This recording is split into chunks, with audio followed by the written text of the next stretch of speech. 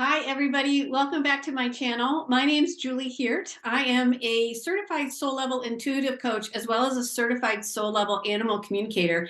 And I wanted to share with you, talk. I was going to say talk and share at the same time. I was going to share with you a little conversation I had with Lukas and my guides today while we were walking in the snow. It's early April, and one of my trees busted out with blooms the other day. It's right outside my window because we had really warm, we had 80-degree weather last week, and now today is 32 and snowing. And that's cool because now we not only have like these really pretty snowflakes on top of these lovely little pink things, these blossoms.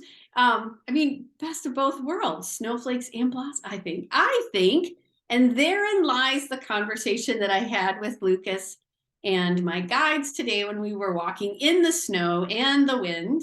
Was me being an optimist, me looking at the bright side of life. Yes, I love Monty Python as well, because the negative belief that I've been working on for these last couple of years, and yes, people, you work on them all the time, is my negative belief that I'm working on is not worthy. And I realized that a workaround that I have is being an optimist, which is a good thing, and to some degree can also trip me up. And this is really cool about workarounds. And I say cool about workarounds because I'm an optimist. So I'm gonna find the silver lining in the workaround. So here's the thing.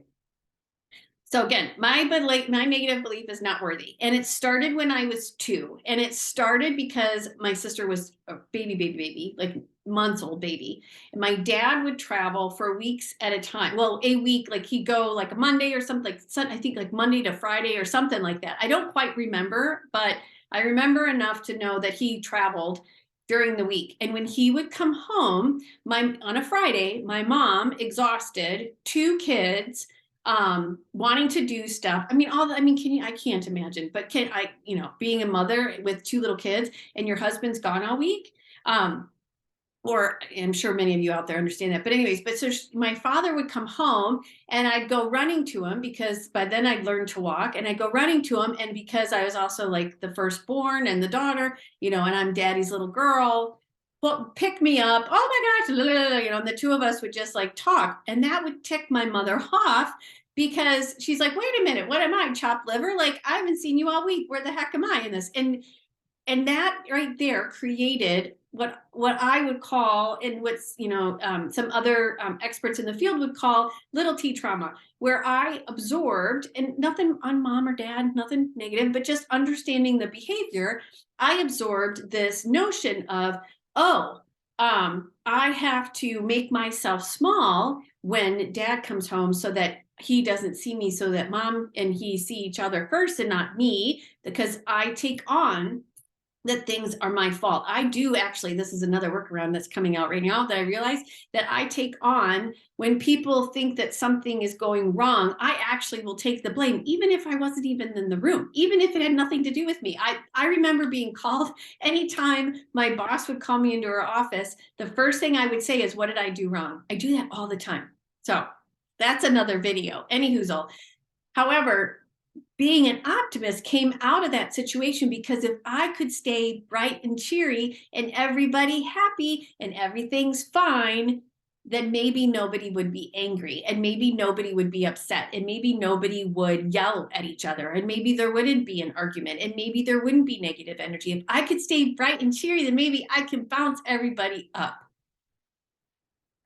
That can be exhausting though too, because everybody's happiness, I am now learning, is not my responsibility. My responsibility is my own happiness. My responsibility is understanding my own feelings. My responsibility is how I decide at any given time to do whatever I need to do, to make sure that this divine being, heaven, and human experience is going forward from a place of love and not a place of fear.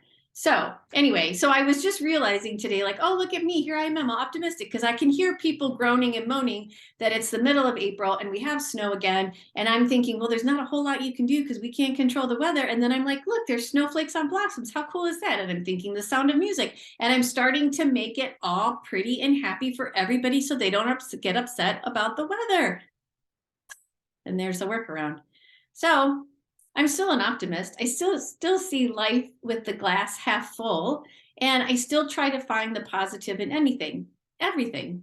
And that's not bad. That's not bad. I just have to make sure that when I'm doing it for me, and I'm not doing it to make everybody else sugar-coated happiness, goopy stuff, so that it's glossing over how they're feeling. Because I'm not responsible for their feelings. I'm only responsible for me. And being optimistic actually makes me feel much better, because Lord knows I can get pessimistic when I need to be. But being optimistic isn't a bad thing either. It's just understanding when I deploy it to cover up something I don't want to feel, or cover up something that I'm trying not to have happen, i.e. having an attachment to the outcome.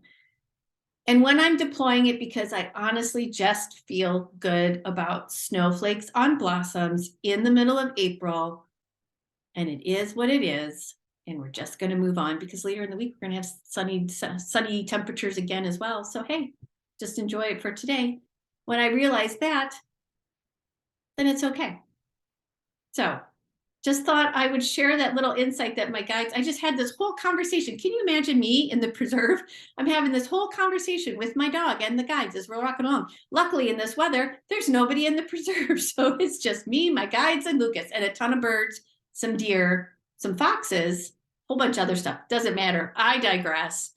Workarounds as they pertain to your negative beliefs can be positive and negative for you, however you want to deploy them. The understanding comes in why you deploy them, what's the negative belief behind them, and does it serve you anymore? And if it doesn't, let it go. So I hope that helps people. I would love to hear your comments. I'd love to hear your feedback. I'd love to hear about optimism, pessimism for you, negative beliefs, whatever. Leave the comments in the chat below. If you'd also be so kind and subscribe to my channel so that others can find me. Comments and liking videos and all that good stuff also help people find me. That would be lovely. I'd so appreciate it, because I'm so happy that you're here, and I hope to see you again soon. Y'all take care of yourself in the meantime and enjoy those snowflakes on the cherry tree blossoms. See you soon.